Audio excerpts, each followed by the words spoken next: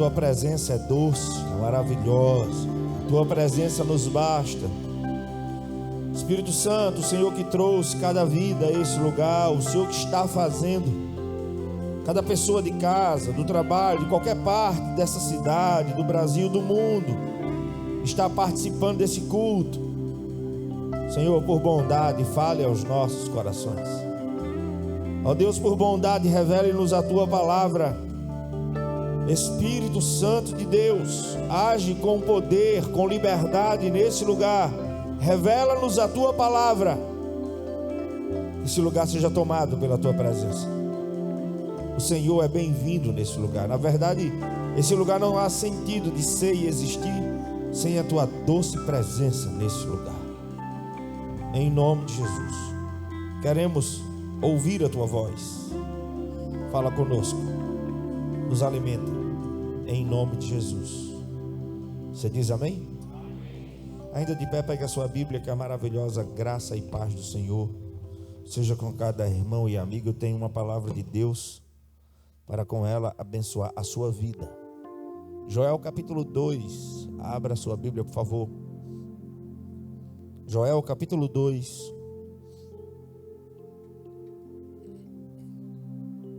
verso 28.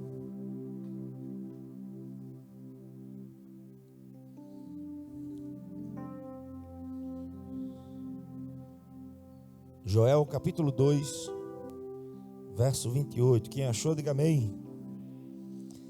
E depois disso, derramarei do meu espírito sobre todos os povos. Seus filhos e suas filhas profetizarão. Os velhos terão sonhos. Os jovens terão visões. Até sobre servos e servas derramarei o meu espírito naqueles dias. Quem pode dizer amém? Escuta, os filhos e filhas irão profetizar. Os velhos, os anciãos, que normalmente acham que a vida acabou, com o agir do Espírito, continuam a sonhar. Os jovens, que muitas vezes são levados pelo imediatismo de aproveitar o aqui e agora, achando que o futuro vem depois, que os jovens terão visões. Conseguirão ver lá na frente, não viver apenas o aqui e agora. Que o Espírito de Deus seja derramado poderosamente na sua vida. Quem quer isso? Quem crê nesse derramar? Você pode se assentar dando glória a Deus, e eu quero a sua atenção.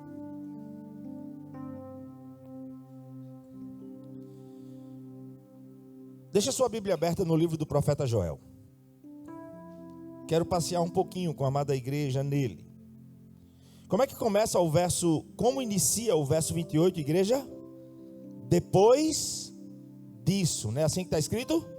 Diga comigo, depois disso. Fala mais forte, depois disso. Você não pode só ler a Bíblia, irmão. A gente precisa refletir, estudar. Então quando o texto diz, depois disso, quando Deus fala através do profeta, né? Depois disso derramarei. Depois disso, o quê?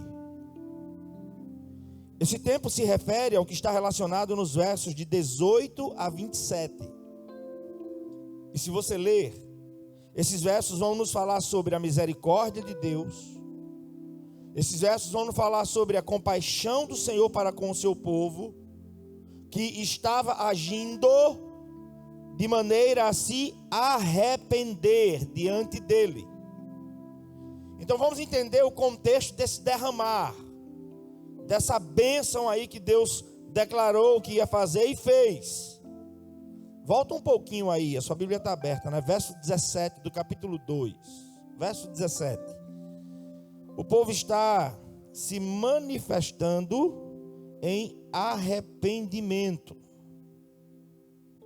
Se você volta um pouquinho ainda mais, capítulo 1, verso 13. O Senhor convoca seu povo ao arrependimento, começando esse chamamento pelos sacerdotes, pela liderança. O que é que está acontecendo no contexto do livro do profeta Joel? O profeta, por mandado de Deus, está convocando a todos de Judá e Jerusalém a lamentar, se arrepender, se voltar sinceramente para o Senhor. Muito se fala nesse livro sobre o dia do Senhor. Muito se fala nesse livro sobre arrependimento, começando principalmente pela liderança. E o profeta deixa claro que se houver arrependimento, se houver fé autêntica, se houver sinceridade e verdade no caminhar com Deus, a promessa de Deus é que Ele habitará no meio do seu povo. Então, compreendamos em qual contexto e sob quais condições Deus faz a promessa do derramar do seu Espírito. Depois disso, diz o Senhor, derramarei do meu Espírito. Depois que o seu povo realmente se arrepende. Depois que eu e você realmente nos convertemos ao Senhor. Depois que eu e você buscamos a Deus com sinceridade. O derramar do Espírito não acontece antes. O derramar do Espírito só acontece depois que o povo busca a face de Deus. Somente depois que há verdadeiro arrependimento, conversão sincera. Porque você pode, qualquer um pode, frequentar a igreja, mas viver uma vida carnal. Porque o frequentar a igreja apenas não vai mudar a sua vida. Mas entregar a sua vida à direção do Espírito Santo, aí a sua vida muda. E esse derramar, essa intimidade, essa condução não acontece sem arrependimento. Não acontece sem sincera conversão. Então precisamos entender que, escute isso, apesar do derramar do Espírito depender da minha postura, para que ele domine a minha vida e para que eu seja beneficiado pela ação do Espírito no meu viver, porque se eu não tiver arrependimento e conversão sincera, eu não desfruto dessa intimidade com o Espírito. Por isso o apóstolo Paulo adverte as igrejas: não apague o Espírito, não entristeça o Espírito Santo de Deus, com o qual vocês foram selados para o dia da redenção. Não apague, não entristeça. Pois a promessa diz, o Senhor fala, derramarei o meu Espírito, sob as condições que eu tornei claro para você. Diga arrependimento.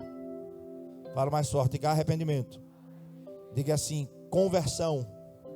Diga assim, verdade. Porque a gente pode representar. A gente pode apenas frequentar uma igreja. A promessa diz, o Senhor fala, eu vou derramar o meu Espírito. Ou seja, Deus empenha a sua palavra. A sua honra está em jogo. E você sabe que o nosso Deus, tudo que Ele fala, nada cai por terra. Qual o primeiro episódio depois que o Espírito é derramado? A gente vai para a igreja primitiva e eu quero passear um pouquinho com você para você ver o que acontece quando o Espírito toma conta do negócio. E essa é a minha oração. Toma conta da IBK, Senhor. Derrama o teu Espírito nesse lugar. Sobre todos. Não é uma casta seleta, não. É sobre toda a igreja. Diga amém. Olha para quem está do seu lado e diga assim, Deus vai usar você. Para quem está do outro lado, diga, Deus vai usar você. Tem gente que nem olhou para o lado. Olha para o lado. Quando em Atos 2, de 16 a 21, o Espírito foi derramado sobre a igreja, algumas coisas acontecem naquela igreja. Você conhece.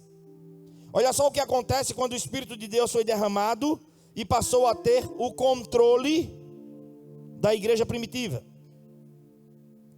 O sinédrio judeu, os religiosos da época tentaram inutilmente abafar, silenciar a obra do Espírito de Deus na igreja e pela igreja.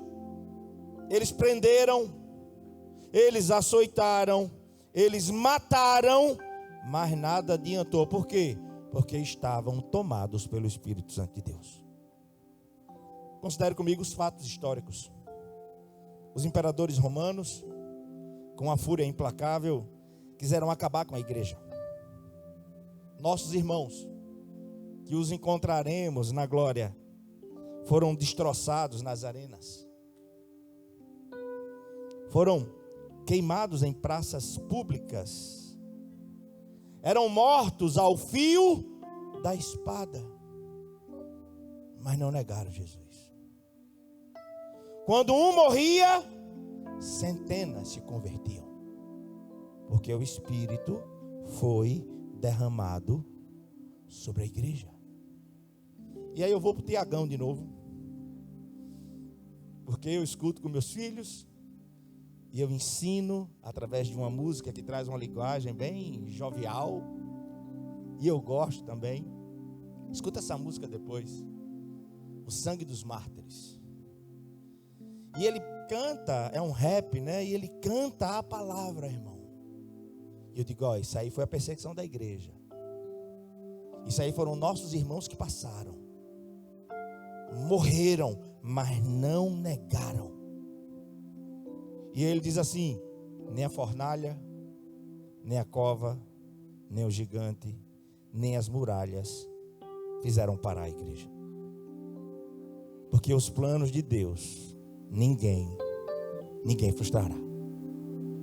O time era forte e pesado. Apóstolo Pedro, Paulo e João. Uma rapa que acreditou e apresentou para o planeta os cristãos. Tentaram parar o evangelho com grades e perseguições, querendo calar a verdade, jogando os nossos irmãos aos leões. E aí ele vai dizer, tentaram. Quem tentou? Lembra? Cláudio, Calígula, Nero. Aí ele diz, eles devem ter se revirado no caixão. Quando Wycliffe, John Huss, Savonarola e Lutero mostraram que o sangue dos mártires não foi em vão. Essa obra é santa. E a gente não faz segundo a nossa força, segundo o nosso poder. A gente faz debaixo da unção e da autoridade do Espírito Santo de Deus. Agora observe comigo, porque Atos relata para mim e para você duas igrejas. Uma que antes do derramar do Espírito estava trancada, com medo. E outra que depois que o Espírito foi derramado, eles foram presos porque se expuseram e perderam medo. A minha e a sua vida precisa ser guiada pelo Espírito Santo de Deus. Foi por causa da ação do Espírito Santo que, como rastilho de pólvora, a igreja se espalha. E chegou até a mim e até você. Porque ninguém detém, irmão. É obra santa. E quem faz a igreja caminhar vitoriosamente é o Espírito Santo de Deus. O Espírito Santo os conduzia, lhes falava, lhes orientava. Lembra da orientação de Jesus aos seus discípulos? Não se preocupem com o que vocês haverão de falar. Não se preocupem, por quê? Porque o Espírito vai colocar na boca de vocês o que vocês têm que falar. Há essa promessa, mas eu e você precisamos considerar, irmãos, muitas outras perseguições sanguinárias aconteceram e acontecem recentemente. Ano passado, eu creio, os coptas no Egito, de joelho, foram degolados para negar Jesus, e não negaram. Como é que vai o nosso compromisso com Deus? Até onde o Espírito de Deus guia a minha vida? Até onde esse derramar como diz a palavra, não vos embriagueis com o vinho, mas embriagai-vos dá o controle a ele. Qual é a característica do embriagado? Ele perde o controle, sim ou não? Sim ou não? Deixa o controle da tua vida nas mãos do Espírito Santo de Deus. Entregue tudo, absolutamente tudo a ele. Considerando ainda o contexto da igreja primitiva, para depois considerar o nosso contexto de vida sobre esse derramar. A igreja estava amedrontada antes do Espírito. Pedro negou. São 2 Pedros em Atos, irmãos. Ele nega 3 vezes. E depois, cheio do Espírito Santo. Na hora de morrer, ele diz: eu não sou digno de morrer como o meu mestre morreu. Pode me crucificar, mas crucifiquem de cabeça para baixo. Escute. Quando o Senhor, através de Joel, declarou e disse assim: derramarei, entenda-se que esse derramar é em grande escala. Esse derramar é em grande medida, é em larga extensão. Deus não promete do seu Espírito em porções limitadas. Eu estava estudando isso, irmão. Ele não dá seu Espírito por medidas. Ou ele passa a fazer morada em nossa vida ou não faz. Ou eu entrego a direção da minha vida a ele ou não entrego. E é fácil entender pela palavra que esse derramar é abundante. A expressão é algo caudaloso, substancial. Não são gotículas. O Espírito de Deus quer ter o controle da sua vida. Isaías 44, verso 3, profetizado pelo profeta Isaías: pois derramarei água na terra sedenta e torrentes na terra seca. Derramarei o meu Espírito sobre a sua prole e a minha bênção sobre a sua descendência. Esse derramar, já em Isaías, é uma torrente. É poderoso, é transformador. Lembra quais foram as palavras de Jesus sobre o Espírito Santo? João capítulo 7, verso 38 e 39. Quem crê em mim, como diz a Escritura, do seu interior fluirão rios de águas vivas. E diz o texto: e ele estava se referindo ao Espírito que eles haveriam de receber. Sabe o que acontece quando o Espírito domina a nossa vida? Rios de águas vivas fluem de dentro de nós. O que é que a gente fala? É a palavra. Como é que a gente vive? Para agradar a Deus. O que é que a gente tem anseio? Ganhar um perdido para Jesus. E ver vidas se rendendo aos pés do Senhor, como vimos no primeiro culto. É a razão de ser da igreja. O Espírito trouxe aqui e já houve salvação nessa casa. Porque é o Espírito de Deus quem faz isso. Você crê assim? Esse derramar continua, igreja. E eu quero que agora você pense sobre a sua vida. Ele não foi apenas para o evento do Pentecostes. Entenda que a promessa é vigente para os nossos dias.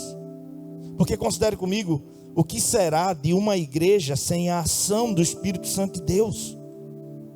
O que será de mim, de você, sem a ação do Espírito Santo de Deus? O que é que esse derramar proporciona de forma prática, pastor? O que é que esse Espírito derramado sobre a minha vida e tomando o controle dela, o que é que ele faz em mim? Eu vou começar pelo Gênesis. Esse Espírito é o mesmo que se moveu na criação. Lembra o que ele fez? O que é que diz Gênesis 1, verso 1 e 2? A terra, porém, era sem forma e vazia. As trevas cobriam a face do... E o que é que se movia sobre as águas? O que é que se movia sobre as águas? Preste atenção. O autor, na narrativa do Gênesis, volta sua atenção para a terra. Por quê? Porque a terra tem a ver com os planos e as provisões de Deus para o ser humano. E o que o texto nos fala é que a terra se encontra em seu estado incompleto, sem forma e vazia. Isso nos fala, sabe de quê? Caos. havia trevas sobre a face do abismo, ou seja, estava tudo fora do lugar. Como é que está a tua vida? Está na bênção? Como é que está a tua família? Lembra da palavra de Isaías para Ezequias? Põe a tua casa. Deus é um Deus ordeiro. No começo de tudo, havia caos, havia desordem. Como é que está a tua vida? O Espírito Santo de Deus está aqui. É o mesmo, ontem, hoje e eternamente. E Ele está ávido e desejoso para entrar na tua vida e colocar tudo no seu devido lugar. Não é IBK que faz, não. Eu não tenho poder para mudar a vida de ninguém, mas o Espírito de Deus está nesse lugar. E se Ele entrar na sua vida, Ele faz uma obra completa. Havia trevas sobre a face do abismo, ou seja, estava tudo fora do lugar na narrativa do Gênesis. E a visão que o texto nos passa, nos retrata, é de caos, desastre e devastação. E é exatamente desse cenário de ruína, de desordem, de desorganização, que Deus, pelo poder da sua palavra, com uma palavra Ele pôs ordem. Ele só disse assim: haja e ouve. Sabe o que é que você precisa? De uma palavra. Agora, mediante uma palavra do Senhor, o princípio organizador do caos é a terceira pessoa da Trindade. Deus falou, o Espírito agiu e tudo voltou para o seu devido lugar. O Espírito de Deus quer ser derramado na sua vida hoje para colocar tudo no seu devido lugar. Ele é poderoso para fazer essa obra na sua vida. Sabe por quê, querido? Porque o Espírito de Deus é a presença do próprio Deus. E essa presença é detentora de poder que envolve, domina e transforma caos, desordem em vazio, em serena ordem e plenitude de vida. O ladrão vem somente para desordenar tudo. É assim ou não é? Mas Jesus diz: eu vim para que vocês tenham vida e a tenham em... Quem é que faz essa obra? Quem foi que trouxe as 3 pessoas no primeiro culto aqui à frente? Quem foi? Quem foi que trouxe elas à igreja? Quem foi? Ele está agindo nesse lugar, irmão. Ele está agindo. E aí você precisa considerar a sua vida.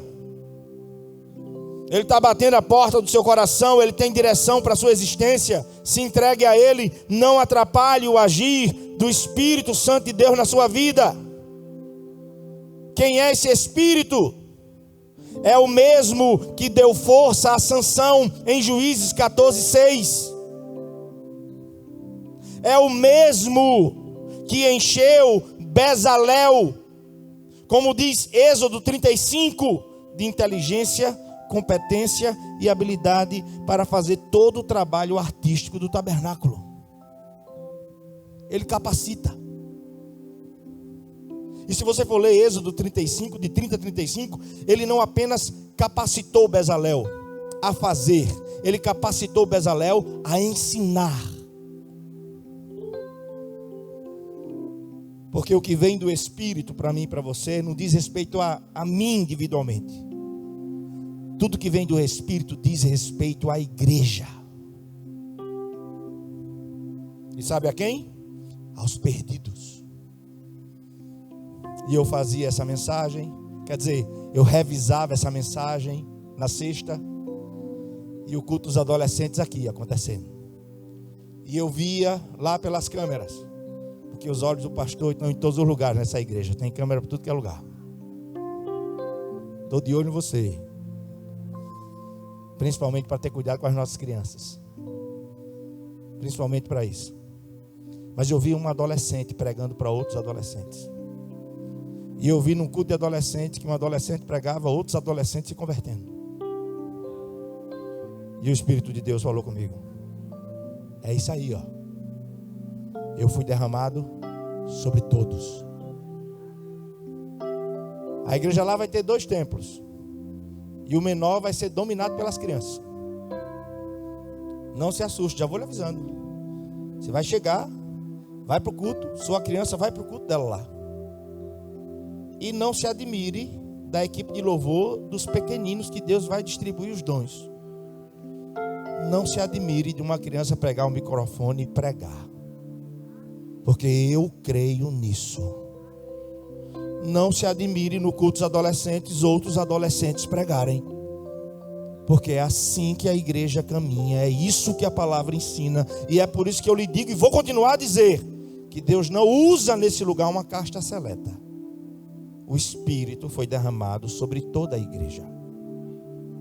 E o Senhor deseja usar a todos, mas a nossa vida precisa estar entregue a Ele.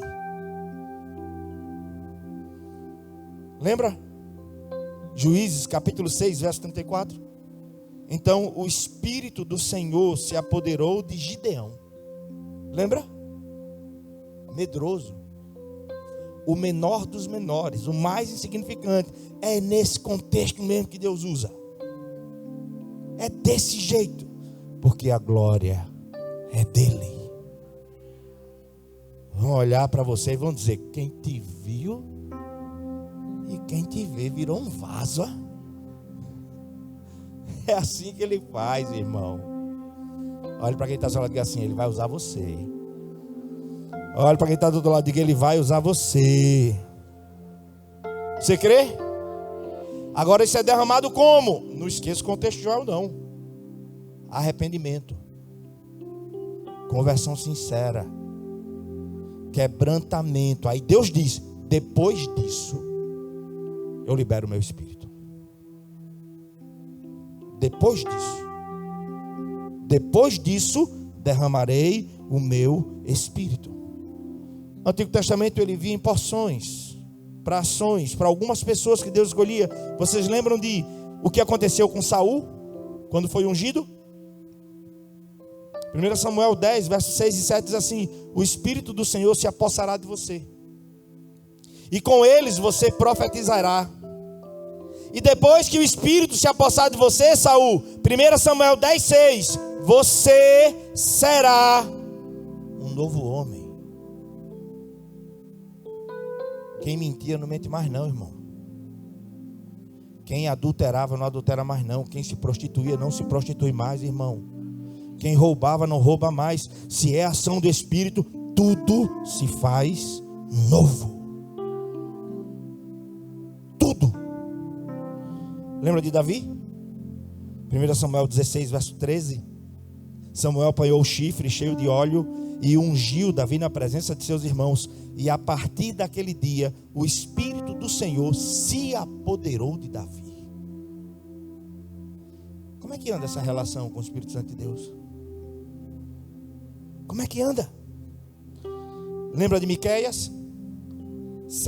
Capítulo 3, verso 8. Mas quanto a mim, graças ao poder do Espírito, eu estou cheio de força, de justiça, para declarar a Jacó a sua transgressão e a Israel o seu pecado. Deus vai usar você. Você crê? Moisés orou a Deus isso, irmão. Estava conduzindo o povo, muita gente, e naquela época o Espírito de Deus não estava sobre todos, mas sobre alguns. Sobre Moisés, sobre Arão. E em Números 11, verso 29, Moisés disse: quem dera que todo o povo do Senhor fosse profeta, e quem dera que o Senhor desse o seu Espírito a todos. Está à disposição. Agora é preciso o quê? Arrependimento, conversão genuína, quebrantamento diante de Deus. Porque você pode frequentar a IBK ou qualquer igreja, mas viver uma vida carnal, quando o Espírito não toma conta da sua vida. Esse derramar é sobre todos. O que é que diz o texto? Os vossos filhos, as vossas filhas, os vossos jovens, os vossos anciãos. E para quebrar a sociedade da época, também os servos e as servas. Porque em Deus não há distinção de pessoas. Em Deus não há acepção de pessoas. No agir do Espírito, Deus usa homem e usa mulher. Posso ouvir amém? Não há exclusão nem por sexo, não há exclusão por idade, não há exclusão por condição social. A sociedade tem uma pirâmide social, a igreja não. Aqui todo mundo é ovelha. Aqui Deus usa todos. Aqui o Espírito tem que ser derramado sobre todos. Amém? Amém? Me escute. Fomente isso na vida dos seus filhos. Nunca me esqueci o que pastor Hernandes Dias Lopes disse em uma pregação. Quando tinha acabado de voltar da Europa. Ele disse que o coração dele estava triste. Porque as igrejas estavam sendo compradas por bares e por boates. Porque os pais se preocuparam muito com o estudo, com o profissional, com o financeiro, mas não estimularam seus filhos a amarem o Senhor e ter uma vida de oração. E saber a verdade, Deuteronômio 6, ouve, ó Israel, o Senhor nosso Deus é o único Senhor.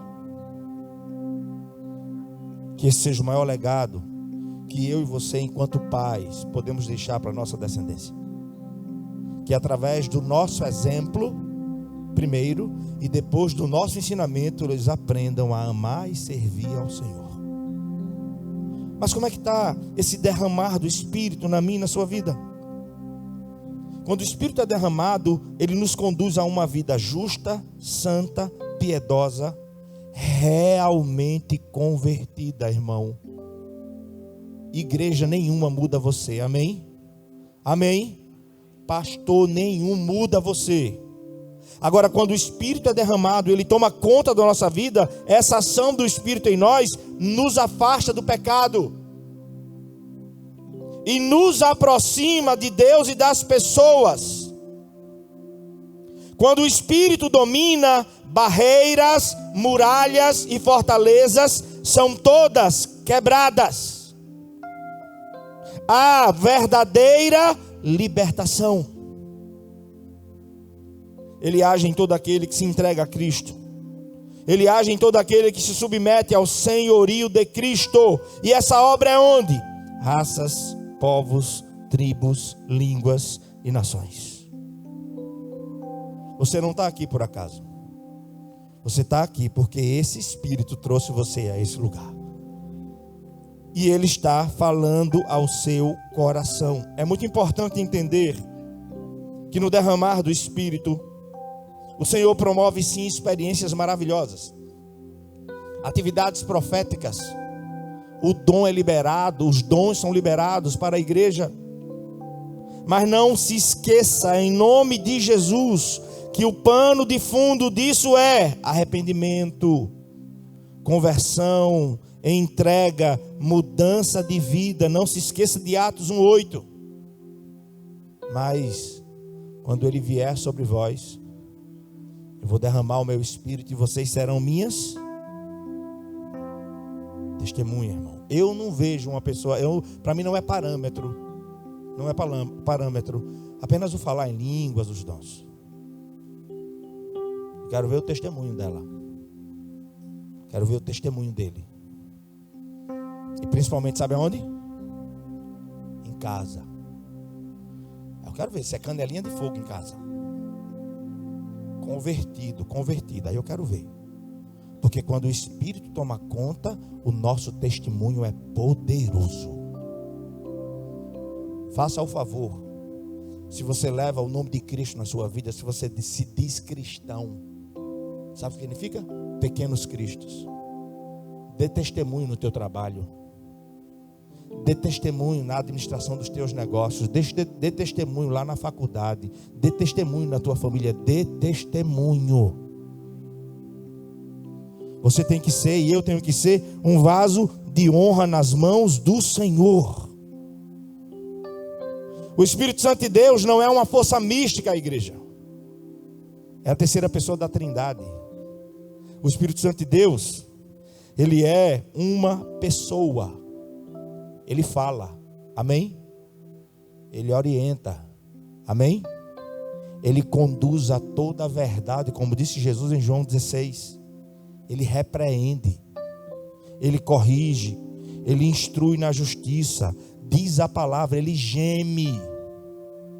Romanos capítulo 8, porque nós não sabemos orar como convém, mas o Espírito intercede por nós com gemidos inexprimíveis.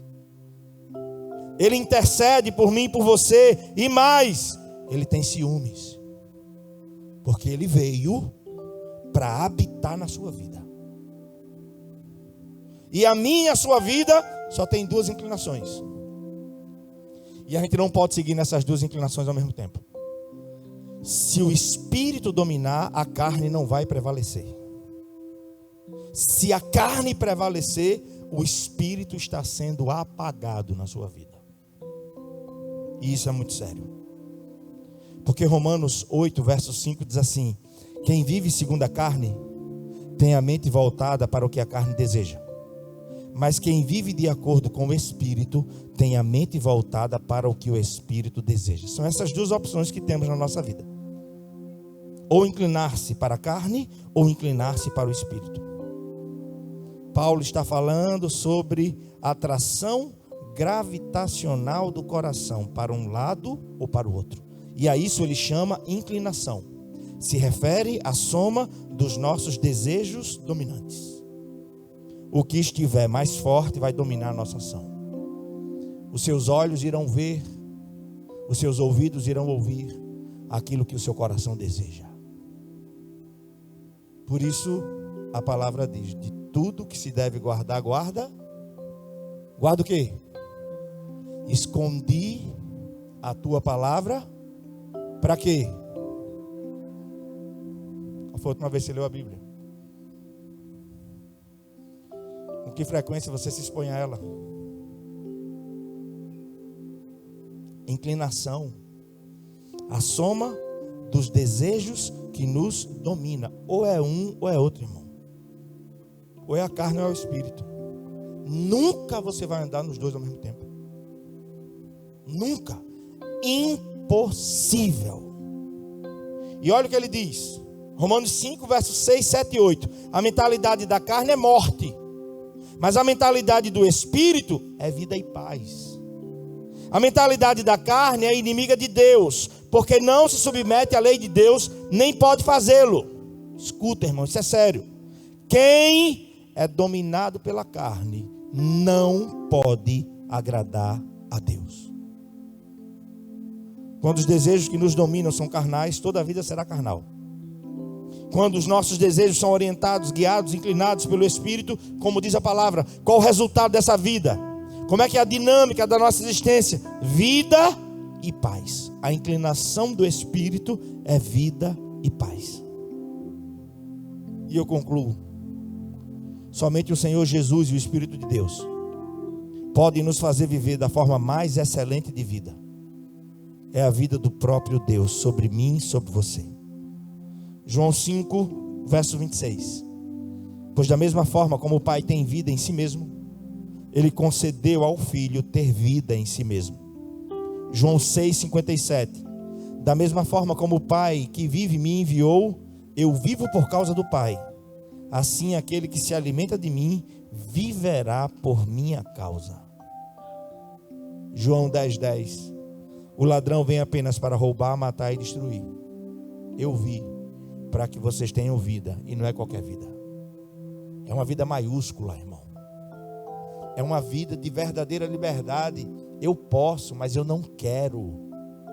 Todas as coisas me são lícitas, mas nenhuma delas irão me prender. Eu não vivo no engano do pecado. Eu sou livre, por isso eu faço o que quero. E quando faz o que quer é escravo. Fique sem. Fique sem.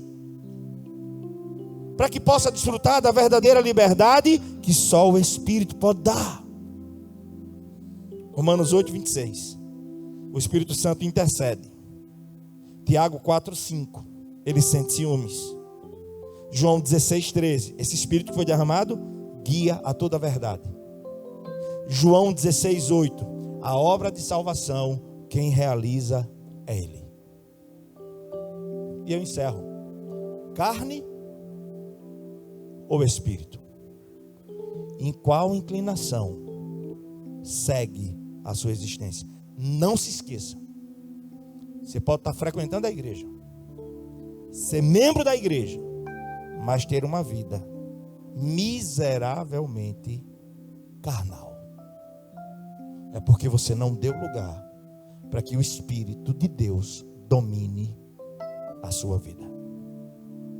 Como havia caos no princípio de tudo, o que Deus usou para fazer uma criação ordenada do caos foi o poder da sua palavra, e a palavra dele está sendo liberada sobre a sua vida.